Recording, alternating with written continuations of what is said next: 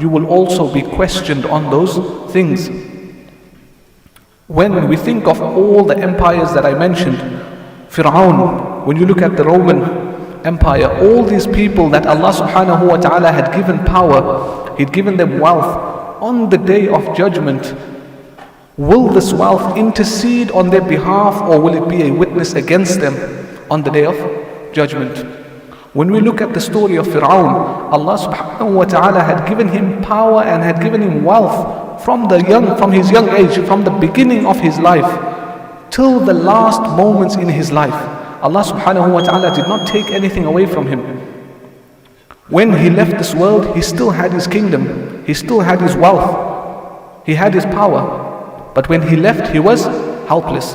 And on the day of judgment, when Allah subhanahu wa ta'ala questions every single being, he will be questioned on these gifts or these ni'am that Allah subhanahu wa ta'ala has blessed, that had placed upon him.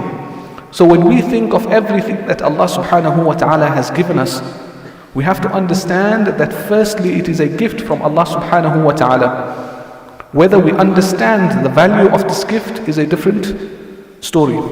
So we have to understand that Allah subhanahu wa ta'ala has blessed every single one of us in a manner that is different from the person sitting next to us. Because you might not have wealth, or you might not have children, or you might not have nobility, as in you might not be from a certain family, that does not mean that Allah subhanahu wa ta'ala has not bestowed you with a gift, or He has not given you from His many bounties. Allah subhanahu wa ta'ala has specifically chosen you to go through the journey that you're going through. This is the plan of Allah subhanahu wa ta'ala. We just might not have the intellect to understand this plan of Allah subhanahu wa ta'ala.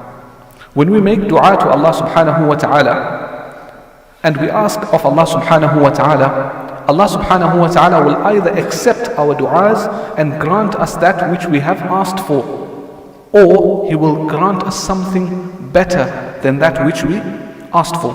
Our du'as won't be rejected. They will be responded to at an appropriate time, in an appropriate manner that Allah subhanahu wa ta'ala knows best. Whether we understand or not might be due to our intellect.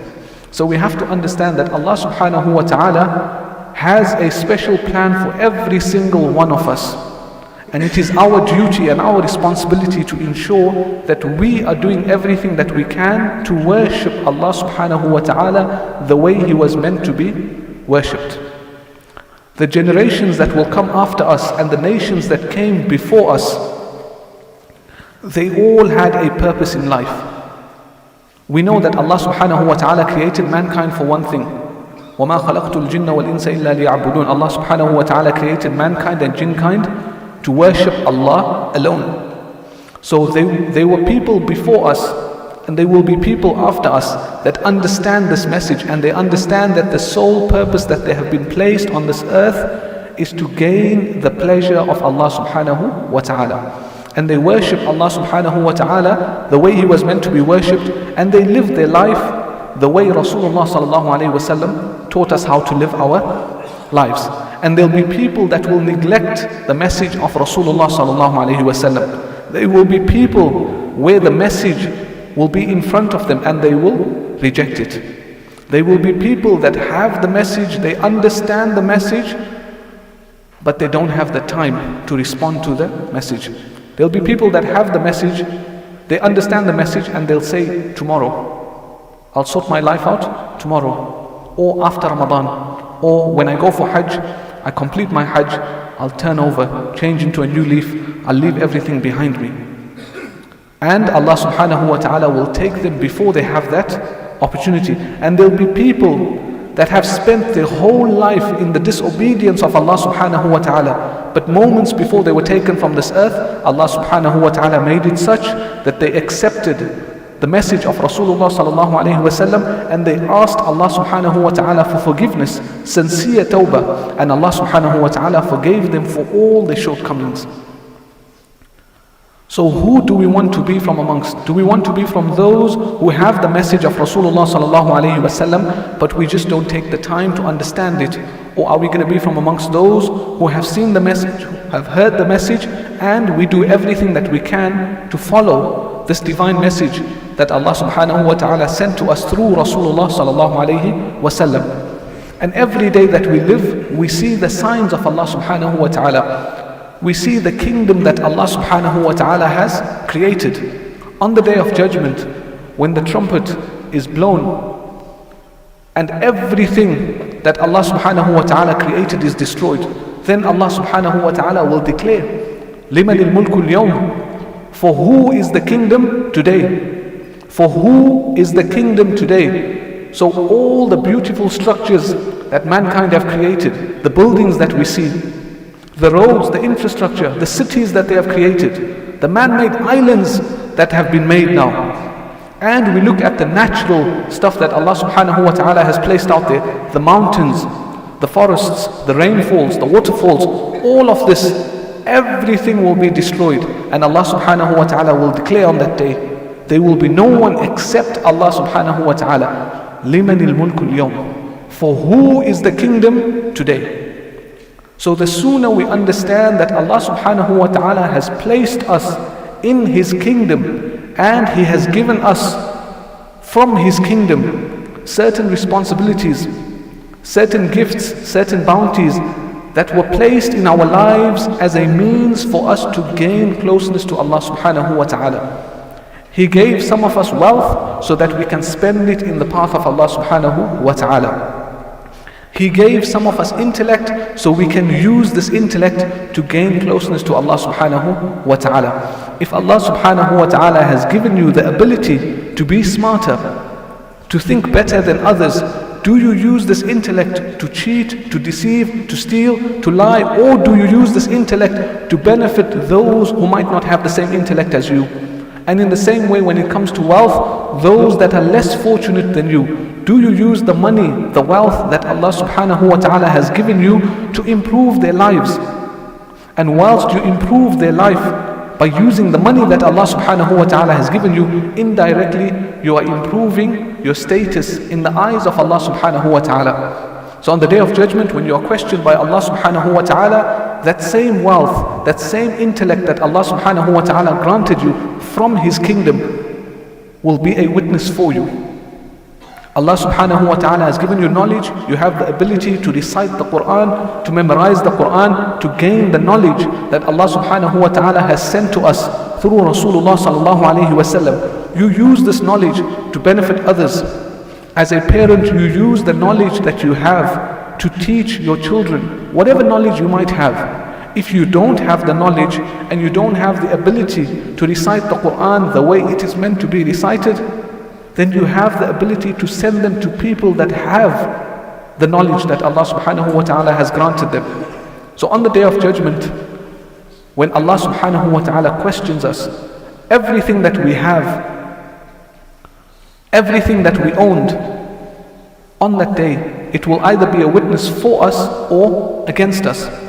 And we have to understand that everything that we have, someone had it before us, and someone will have it after us. The salary that you receive, the money that you receive through your business transactions, you're not the first owner of that wealth. You're not the first person to receive that note.